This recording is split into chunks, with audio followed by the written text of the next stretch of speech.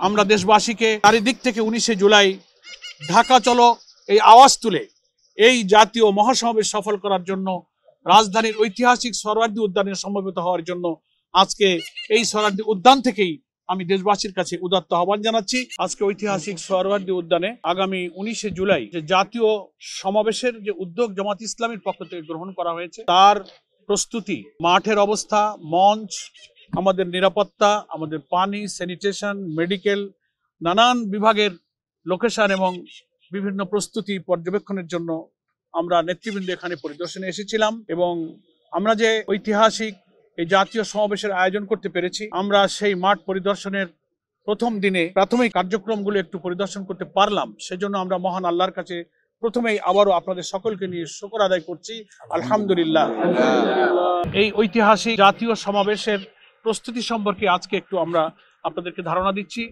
ইনশাল্লাহ আমাদের আরো দু একবার এই মাঠ পরিদর্শনে প্রস্তুতির কাজ চলবে আর আমরাও ইনশাল্লাহ আসবো। আজকে এই জাতীয় মহাসমাবেশের মূল যে সৌন্দর্য এবং প্রয়োজন হচ্ছে আমাদের মঞ্চ, স্টেজ। সেই স্টেজের জায়গাটা আমরা আজকে নির্ধারণ করেছি 100 ফিট বাই 36 ফিট পরিমাপের একটা বিশাল মঞ্চ, অত্যাধুনিক এবং যাবতীয় সুব্যবস্থা সহকারে। সামনে পিছে এলইডি, বক্তার যে লেকচার স্ট্যান্ডের আলাদা সেপারেট অ্যারেঞ্জমেন্ট, আশেপাশে মেহমানদের জন্য অন্যান্য সুবিধা সহ সব ব্যবস্থা ইনশাল্লাহ এখানে থাকবে। অজুর ব্যবস্থা থাকবে, টয়লেট, তারপরে এই সোহরাওয়ার্দী উদ্যানের চারিদিকে যে ব্যবস্থাটুকু আছে সেটাকে কাজে লাগিয়ে আমাদের যারা সারা দেশ থেকে এবং ঢাকা মহানগরীর লক্ষ লক্ষ মানুষ এখানে আসবেন, তাদের নামাজ, তাদের অজু, তাদের অন্যান্য প্রয়োজন কিভাবে পূরণ করা যায় আমরা সেসব পরিকল্পনা নিয়েছি এবং আজকে কিছু ব্যবস্থা আমরা দেখলাম। আমাদের মেডিকেল বিভাগও থাকবে।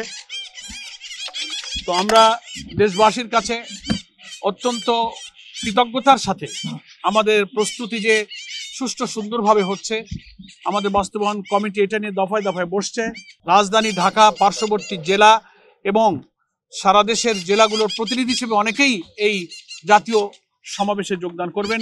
তাদের আসবার, চতুর্দিক থেকে গেট দিয়ে ঢোকবার, বসবার, শোনবার প্রয়োজনীয় ব্যবস্থা, গাড়ি পার্কিং এর ব্যবস্থা, সিকিউরিটির ব্যবস্থা, আমাদের কয়েক হাজার কর্মী বাহিনী বিভিন্ন ডিপার্টমেন্টের দায়িত্বে ইনশাল্লাহ নিয়োজিত থাকবে।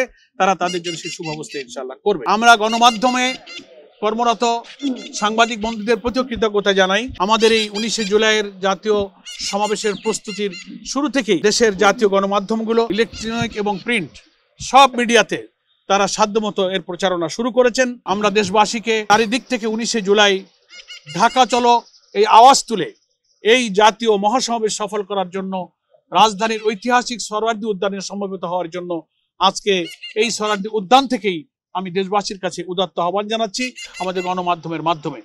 আশা করি সময়ে সময়ে আমাদের এই কর্মসূচি এগিয়ে নিয়ে যাওয়ার জন্য দেশবাসীর কাছে আমাদের এই জনসভার যে মূল উদ্দেশ্য, একটি অবাধ, নিরপেক্ষ, গ্রহণযোগ্য নির্বাচনের উদ্দেশ্যে লেভেল প্লেইং ফিল্ড, নির্বাচনের পূর্বে প্রয়োজনীয় সংস্কার শেষ করা, মানবতা বিরোধী অপরাধে অভিযুক্তদের বিচারকে দৃশ্যমান করা, পিআর পদ্ধতিতে আমাদের জাতীয় নির্বাচনের যে দাবি উঠেছে সর্বমহল থেকে সেটা মেনে নেওয়া, জুলাই অভ্যুত্থানকে নিয়ে যে জুলাই ডিক্লারেশন, যে জুলাই সনদ, সেটা ঘোষণা এবং বাস্তবায়নের জন্য আমরা জুলাই বিপ্লবের প্রথম বার্ষিকী এই জুলাই মাসের মধ্যেই সেটা সরকারকে বাস্তবায়ন এবং ঘোষণার দাবি করেছি।